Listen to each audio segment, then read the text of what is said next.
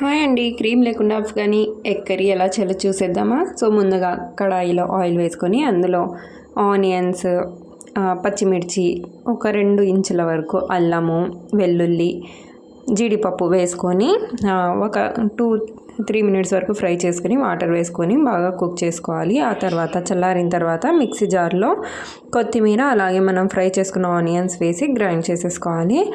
ఆ తర్వాత మళ్ళీ కడాయి తీసుకొని అందులో ఆయిల్ వేసి ఒక 2 దాల్చిన చెక్క ముక్కలు అలాగే యాలకులు వేసి వేయించుకోవాలి ఒక 30 సెకండ్స్. ఆ తర్వాత మనం గ్రైండ్ చేసిన మసాలా పేస్ట్ అయితే వేసుకోవాలి.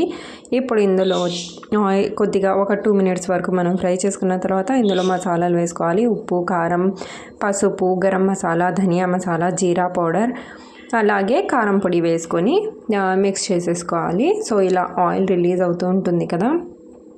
ఆ తర్వాత ఇందులో బీట్ చేసి పెట్టుకున్న పెరుగు అయితే వేసేసుకోవాలి. ఇక్కడ నేను 1 కప్పు పెరుగు అయితే వేసాను. ఇప్పుడు దీన్ని లో ఫ్లేమ్లోనే పెట్టేసుకొని బాగా మిక్స్ అయితే చేసేసుకోవాలి. ఇందులో నుంచి కూడా ఆయిల్ రిలీజ్ అయ్యేంత వరకు మనం కుక్ చేసుకోవాలన్నమాట.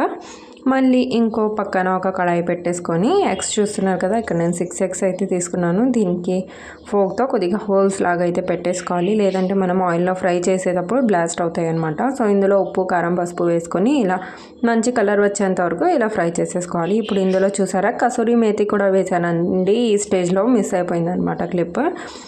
సో వేసేసుకొని ఆయిల్ రిలీజ్ అయిన తర్వాత కొద్దిగా వాటర్ అయితే వేసుకోవాలి. వాటర్ వేసుకొని ఇందులో అంటే అఫ్ఘనీ కర్రీ కొద్దిగా థిక్గానే ఉంటుంది, బట్ కొద్దిగానే వాటర్ వేసాను.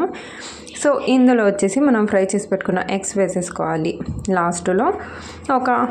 తర్వాత కొత్తిమీర వేసుకొని ఒక 30 సెకండ్స్ వరకు లో ఫ్లేమ్లో పెట్టేస్తే రెడీ అయిపోతుంది. ఈజీగా అఫ్ఘనీ ఎగ్ కర్రీ అయితే రెడీ అయిపోతుంది. మీ దగ్గర ఫ్రెష్ క్రీమ్ ఉంటే యాడ్ చేసుకోండి, నా దగ్గర లేదు, సో నేనైతే స్కిప్ చేసేసాను. టేస్ట్లో మాత్రం అద్దరిపోతుందండి. క్రీమ్ ఉన్నా లేకున్నా సేమ్ టేస్ట్ అనేది ఉంటుంది, అద్దరిపోతుంది అంతే.